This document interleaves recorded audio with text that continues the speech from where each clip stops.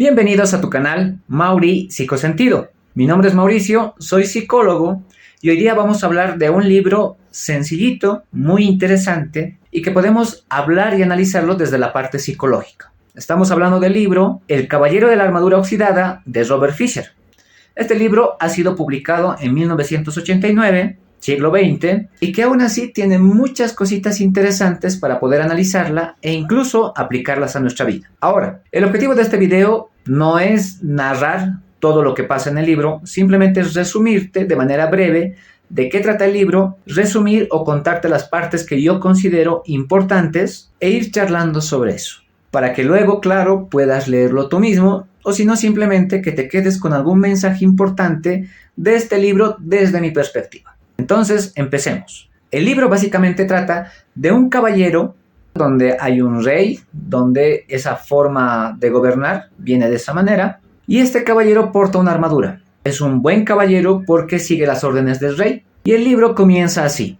Hace ya mucho tiempo, en una tierra muy lejana, vivía un caballero que pensaba que era bueno, generoso y amoroso. Hacía todo lo que suelen hacer los caballeros buenos, generosos y amorosos. Luchaba contra sus enemigos, que eran malos, mezquinos y odiosos. Su entusiasmo era tal que a veces partía en varias direcciones a la vez, lo cual no es nada fácil. Bien, ya desde el inicio del libro deja mucho que hablar. Un caballero que pensaba que era bueno, esa palabra de que pensaba, no dice era bueno, sino pensaba. ¿Qué nos quiere decir eso? Que lo generoso, esa palabra de bueno, no es universal, simplemente se basa, depende del lugar donde tú vivas, que te van a considerar bueno o malo. Y el caballero sí pensaba que era eso. ¿Y por qué pensaba que era bueno? Porque el caballero seguía todas las normas de la sociedad. No las discutía, no las cuestionaba, simplemente obedecía las normas que se le habían impuesto. Y eso para el caballero lo dejaba feliz, entonces parecía todo ir bien. Pero el caballero tenía una familia. Tenía a su esposa llamada Julieta y tenía a su hijo llamado Cristóbal.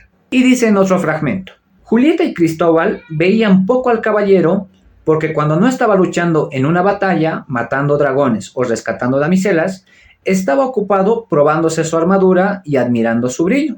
En otro fragmento dice, no puedo quitármela, tengo que estar preparado para montar en mi caballo y partir en cualquier dirección, explicó el caballero. Entonces, aquí surge el verdadero problema.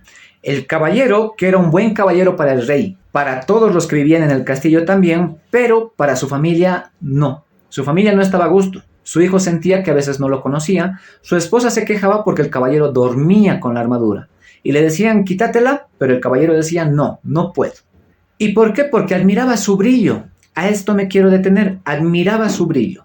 Esto de admirar su brillo, de manera psicológica podríamos nosotros pensar y relacionarlo con el estatus. ¿Qué quiere decir? Que a nosotros nos han enseñado que nosotros valemos por nuestra profesión, por lo que tenemos, por lo que hacemos. Si nosotros tenemos un buen estatus, seamos doctores, seamos médicos, ingenieros o que tengamos mucho dinero, constantemente nos gusta que nos digan o nos nombren de esa manera. En el libro, como caballero, y en nuestro caso, a mí no me digas por mi nombre Mauricio en mi caso. Dime licenciado, dime doctor, dime ingeniero. ¿Por qué? Porque así nos sentimos que valemos más, así sentimos que los demás nos respetan o incluso podría ser que nos sentimos por encima de los demás. Nos han enseñado a que valemos y a valorarnos por esas cualidades o por ese tipo de estatus. Esto que pareciera por un lado bueno, que tiene su lado bueno, pero por otro lado negativo, no nos permite querernos desde lo que somos realmente, desde simplemente personas iguales a los demás. Necesitamos reconocimiento, necesitamos admiración y sin eso no nos sentimos bien. Podríamos llamarlo incluso una autoestima, es decir, yo me quiero solo si me veo con esta armadura, con este estatus. Y lo normal sería que quizás en sociedad sí pudiésemos mostrar esto, pero en nuestro hogar o con nuestros seres queridos sería genial que podamos ser nosotros mismos, sin formalidades, sin la necesidad de tener que ser admirados. Y ese es el problema del caballero. No puede quitarse esa armadura ni siquiera en su casa. ¿Qué más nos dice este fragmentito que hemos leído? Un caballero ocupado, que si no está matando dragones, también está todo el rato admirando su brillo. Eso también nos dice que el caballero solo se basa en eso y que no le puede dar tiempo a su familia, a sus seres queridos. Es una incoherencia nuestra que cuando nosotros nos importa tanto, ya sean nuestros hijos, nuestra pareja, nuestros amigos, pero el tiempo que le dedicamos en cantidad y en calidad no son coherentes. Es decir, los amo, pero no les doy el tiempo suficiente. Ahí hay cierta incoherencia. Y por eso su hijo en una parte del libro menciona, es que yo quiero conocer a mi papá y no lo conozco. Y ahí viene el problema del caballero. Cuando quiere quitárselo, cuando ya con su esposa ha tenido demasiados problemas y hasta le quiere dejar, entonces él dice, ok, me lo voy a ir a quitar. Y va donde el herrero y el herrero no puede. Y el caballero se enoja con el herrero porque le dice, pues quítame esta armadura. Y el herrero dice, no puedo. Entonces el herrero justamente puede simbolizar al psicólogo. Porque nosotros no somos como un mago con magia, que si tienes un problema podemos arreglártelo. Tú tienes que ser el responsable de quitarte esa propia armadura. Y nosotros somos guías que te van a ayudar a hacerlo. Entonces ahí el caballero todo enfurecido se va a otro lado, desesperado, prueba otras cosas y al final le dicen que vaya donde el mago Merlín, ese mago tan famoso en muchos cuentos, y le dice que vaya a buscarlo. Entonces el caballero ya desesperado y como última opción pues sí decide ir con él. Hay algo interesante que cuando está buscando ayuda se encuentra con el bufón de la ciudad y este le dice lo siguiente: a todos alguna armadura nos tiene atrapados, solo que la vuestra ya la habéis encontrado. Entonces esta partecita es muy interesante porque nos hace referencia a todos. Todos tenemos una armadura y habría que ver qué tipo de armadura tenemos nosotros. ¿Qué puede representar la armadura en nuestro día a día? Como hablábamos anteriormente, podría ser el rol de la sociedad, identificarnos por la profesión y solo por la profesión que tenemos, por el dinero, por los bienes, puede ser incluso por un tipo de personalidad. Hay algunos que son evitativos, como dicen, ¿no? Esta persona es tan fría, tan seria, o este tiene cara de conquistador y cosas así. Y si bien es adaptativo en algunas cosas, muchas veces, si solo nos cerramos en ese rasgo de personalidad o en ese comportamiento, es decir, en esa forma de ser, muchas veces ser así todo el tiempo, como en lugares quizás donde amigos íntimos, quizás donde personas donde podríamos comportarnos de otra manera, no lo hacemos, seguimos el mismo guión, el mismo papel de decir yo soy así y no voy a cambiar. Esa armadura muchas veces nos perjudica igualito que le está perjudicando al caballero de la armadura oxidada. Y ahora sí viene lo interesante. ¿Cómo desprenderse de este tipo de armaduras que nosotros mismos hemos ido forjando? Que gracias al contexto en que tenemos, la manera en que nos han educado, las experiencias que hemos tenido, hemos ido sin darnos cuenta quizás poniéndonos una armadura que ya estaba tan arraigada a nosotros y cuando queremos quitárnosla no es fácil y muchos se resignan de decir yo no puedo, yo soy así, entonces voy a vivir con esta armadura todo el tiempo. Entonces, en esta parte del libro, en tanta búsqueda, el caballero de la armadura oxidada sí logra encontrar a Merlín. Y Merlín le dice que sí puede quitárselo, pero tiene que quitárselo él mismo. Y la manera de quitárselo es ir por un sendero para llegar a 3 castillos. El castillo del silencio, el castillo del conocimiento y el castillo de la voluntad y la osadía. Entonces Merlín, ahí juntito con los animales, que pues él no podía ya ni comer, ni tomar agua, ni nada de eso, los animalitos que ahí hablaban, porque obviamente el mago Merlín ha debido hacer sus maravillas, entonces ellos lo alimentaban. Y cuando va hacia el sendero de la verdad, ¿no? Cuando va empezando a hablar con las ardillas, él empieza a darse cuenta de muchas cosas sobre sí mismo. Se da cuenta que quizás él no era muy amoroso con su familia como creía serlo, que su hijo, que su esposa necesitaban de él y él no les daba el tiempo suficiente. Se daba cuenta que quizás él era muy orgulloso, que tenía un ego muy alto, en la que solo se preocupaba por sí mismo y lo hacía desde la necesidad. Todo lo que hacía no era desde el amor a la sociedad, no era desde el amor por mis hijos o por hacer un bien a todos, sino era más, yo quiero ser reconocido, yo quiero ser valorado y todo lo hago por mí mismo.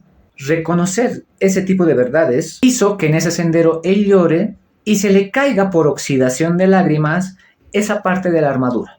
El yelmo, no estoy seguro si se llama yelmo, pero esa parte de la armadura. Entonces, ¿qué pasa en esa parte? ¿Por qué se oxida la armadura? Porque las lágrimas representan la parte vulnerable nuestra. Antes de las lágrimas, muchas veces uno suele vivir enojado, suele vivir resentido con otros, culpando, quejándose, pero cuando logra sacar lágrimas, es algo mucho más profundo, es haber escarbado más capas sobre sí mismo para admitir que no es que esté enojado, que no es que esté culpando a los demás, sino que todo eso que ha pasado le ha lastimado y que sí, él necesitaba algo que quizás no le han dado. Entonces, las lágrimas sí son una buena señal y en el libro, tanto como para una persona, demuestra vulnerabilidad, demuestra admitir que quizás yo no he sido la mejor persona, que quizás no me he estado comportando de la mejor manera. Las lágrimas son algo muy positivo porque dan una parte nuclear de tu vida. Después de esto, el caballero llega al castillo del silencio. Este castillo y los demás son muy interesantes porque cada castillo representa que él tiene que habitarlo. No puede escapar de ahí hasta poder habitarlo, es decir, no hay recetas mágicas, no hay la ayuda del mago Merlín en la que por favor sáltame esto o ayúdame, no. Él tiene que empezar a descubrirlos por su cuenta. Y eso para él al inicio es algo incómodo, es algo aburrido, es algo que le hace dar ganas de renunciar, muy tedioso. Pero cuando empieza a lograrlo en este castillo del silencio, que la palabra silencio, ¿qué implica? Estar callado con uno mismo. Él buscaba compañía, él buscaba, a ver, por favor, con un animalito, vamos, háblenme, estaremos hablando para que no me aburra tanto. Entonces, nada de eso se puede hacer, le dicen, y entonces él necesitaba recorrer su propio camino. ¿Y qué descubre en el silencio? Empieza a escuchar su propia voz, es decir, empieza a escuchar sus propias necesidades, sus propios deseos. Y en nuestra vida es lo que nosotros podemos hacer quizás con la meditación, con un mindfulness, con un momento de estar en presencia con nosotros mismos. Pero que es algo muy difícil hoy en día o que ya no se hace porque las personas están acostumbradas al ruido. Tenemos las redes sociales, la televisión, el internet, en la que si no estamos haciendo nada, si estamos por dormir, si estamos por estudiar o para trabajar, nos gusta tener ruido de fondo, nos gusta hablar con otras personas, nos gusta ver videos, escuchar música, cualquier cosa porque el silencio no nos gusta. Incluso en pareja o en relaciones sociales, si hay silencio, para uno es señal de incomodidad, algo debo estar haciendo mal, algo aquí no me gusta porque el silencio es sinónimo de negativo en muchas ocasiones. Pero en el caso de uno mismo, aprender a escucharse es aprender qué realmente deseo yo. Y el caballero lo que descubre es que él no quiere quedarse solo, porque si por él hubiese sido, ya que era muy famoso en su reino, bueno, ahí como caballero, tal vez hubiese dicho, ok, entonces no importa mi familia, soy feliz aquí siendo caballero todo el tiempo, pero no, él por algo va en travesía de cambiar esto, porque admite que no todo es fama ni gloria, que no cubre todo lo que él desea, sino que también es importante para él los vínculos con su hijo, con su esposa, incluso consigo mismo. Y eso es lo que logra escuchar y aceptar y admitir en este castillo del silencio. Y algo quizás que yo podría rescatar de este castillo del silencio es la profundidad, la parte genuina, la conexión que tiene consigo mismo y que le va a ayudar mucho en las relaciones sociales posteriores. Porque antes, cuando uno lleva solo la armadura, le gusta comunicarse o relacionarse con los demás de manera superficial, es decir, ya que yo valgo solo por mi licenciatura, entonces solo quiero preguntar a los demás, ¿y tú cuánto ganas? ¿Y tú qué profesión tienes? ¿Y tú a qué te dedicas? Todo es muy formal y obviamente es aburrido. Pero cuando uno conecta consigo y admite sus deseos, admite que los demás tienen la similitud de sus deseos, las charlas son más genuinas, más profundas, las conexiones y los vínculos también engranan mucho mejor y uno se siente ahí realmente conectado, porque entiende que los demás también quieren estar acompañados, entiende que los demás valen no solo por su estatus, por el dinero, sino también valen por muchas cosas, por los hobbies que les gusta, por los sueños que tienen, por lo que les gusta hacer a diario o por lo que incluso no les gusta hacer, por simplemente dormir o no hacer nada. Esa es una gran ventaja para poder conectar con personas que realmente uno se siente bien consigo y con ellas mismas. Y una vez que el caballero descubre todo esto en el silencio, puede ir al castillo del conocimiento. Este segundo castillo que también es muy interesante. Este castillo se basa en la frase de que el conocimiento es la luz que iluminará vuestro camino. Y aquí no hablamos del conocimiento teórico de muchas cosas, es decir, teoría académica, sino el conocerse a uno mismo. Muy similar a lo que decía Sócrates en el oráculo, ¿no? Ahí en el filósofo Sócrates que decía, conócete a ti mismo. ¿Por qué?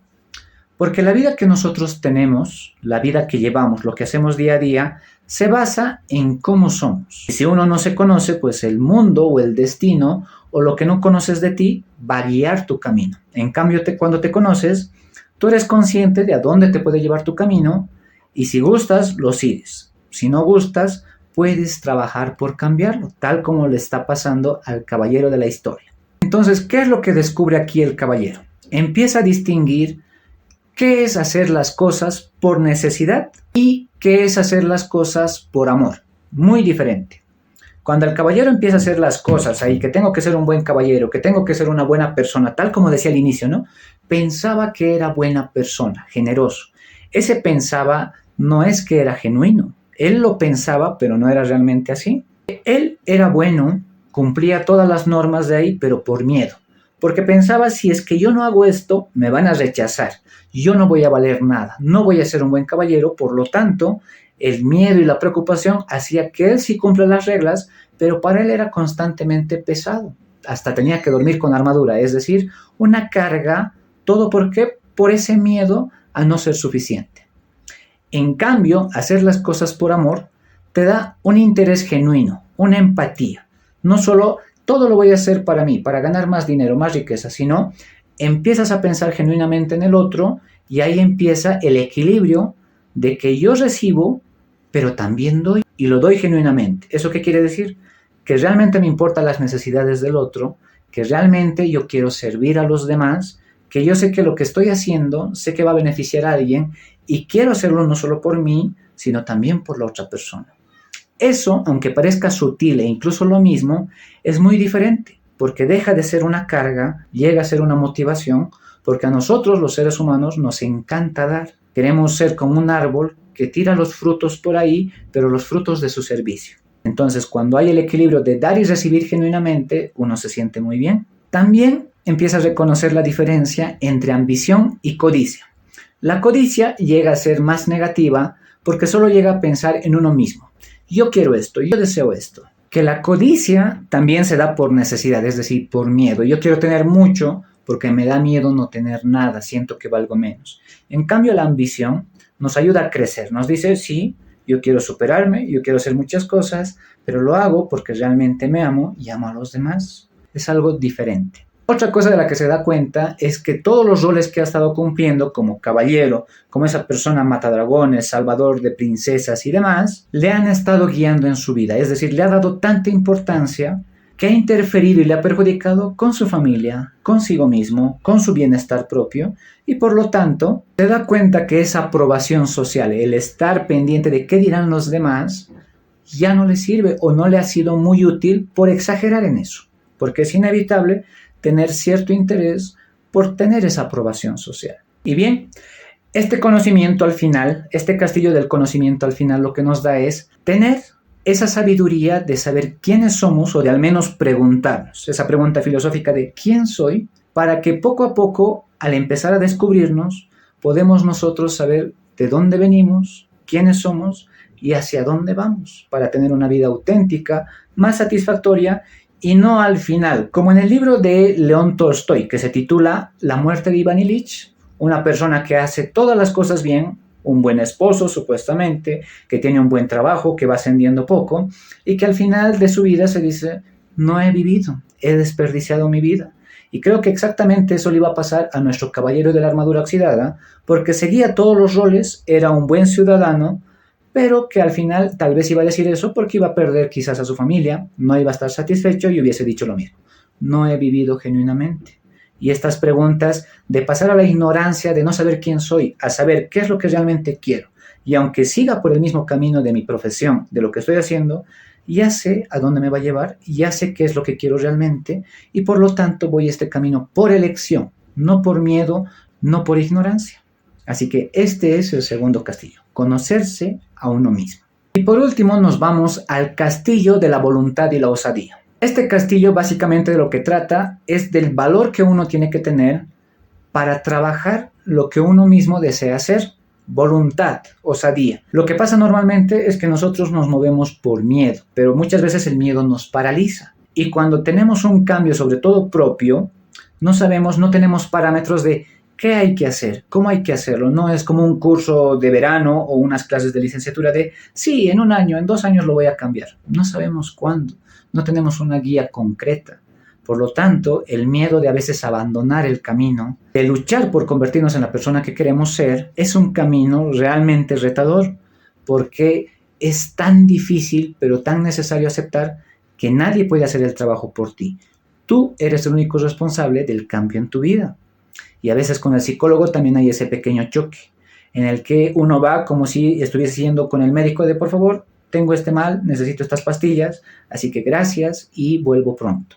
Con el psicólogo no es así. El psicólogo es tu guía, te reta, muchas veces te incomoda y vos a veces te enojas, pero yo quiero respuestas, resultados. Y cuando el psicólogo es tu guía y te sigue haciendo preguntas y ayuda a que tú te autodescubras, a veces la impaciencia puede carcomerte, pero muchas veces es una gran satisfacción decir, yo he podido descubrir esto. Y eso es muy bonito. ¿Y qué más nos puede revelar este castillo de la valentía, de la osadía? Es desprenderse de esta armadura, que significa también en nuestro caso desprendernos de la identidad que antes hemos tenido. Puede haber sido desde niños, desde que tenemos memoria, el valer solo por lo que producimos, el valer por los resultados que tenemos, por los logros, por el dinero, etc. Y a veces da miedo, porque en sociedad claramente te van a decir, pero como que parece que ya no tiene lo mismo, o que ya no te juzguen por eso. A veces da miedo abandonar eso. Y hay una parte en el libro que dice, a partir de aquí pareciera ya no haber camino, y se necesitaba un salto de fe para dar ese salto y seguir avanzando. Eso es lo que justamente representa este castillo de la valentía y la osadía. Saber que, aunque parece que te desnudes, aunque parece que vas a ser vulnerable, estás creando una armadura mucho más llevadera. Una forma de ser que sí te va a guiar por un gran camino, que tú lo eliges y que no es que la armadura te va a encerrar, sino que la vas a usar cuando realmente te es útil. Qué difícil es dejar de identificarnos con aquello que siempre hemos dicho que somos. Alguien muy responsable, alguien siempre bueno, alguien siempre amable, pero que muchas veces ya no queremos serlo. ¿Por qué? Porque nos perjudica en muchos aspectos. Entonces, este castillo te dice, aunque sientas enojo y demás, al final se trata de hacerlo con ese miedo, tener fe. Y bien, esos son los 3 castillos. No te voy a hacer spoiler del final, porque el final tampoco tiene algo muy claro como termina, pero lo más bonito quizás es lo que dice. Que el verdadero enemigo del caballero no estaba allá afuera, sino siempre ha estado ahí adentro. Y muchas veces es eso, que todas las limitaciones que tenemos, esa vida que no nos dejamos vivir, podemos culpar a quien sea, a nuestros padres, a nuestro contexto, pero nos damos cuenta que nosotros somos responsables de nuestra vida y podemos hacer, quizás no el 100%, pero podemos hacer mucho por cambiar y direccionarnos en la vida que queremos. Bien, este ha sido el resumen del libro, un análisis psicológico. Puedes dejar tus comentarios de qué opinas, si opinas algo del libro, si opinas algo de la reflexión, si lo ves de otra manera, o incluso si quisieras charlar de algún otro libro. Y te voy a dar este plus. Si tú quieres autodescubrirte, escríbeme al privado y si me dices que vienes de haber visto el video, te voy a dar un descuento del 50% para tu primera sesión psicológica. Y claro, no hay límites. Si es que quieres charlar de esto de manera personal, también escríbeme a los privados y podemos coordinar. Nos vemos en el siguiente video. Saludos.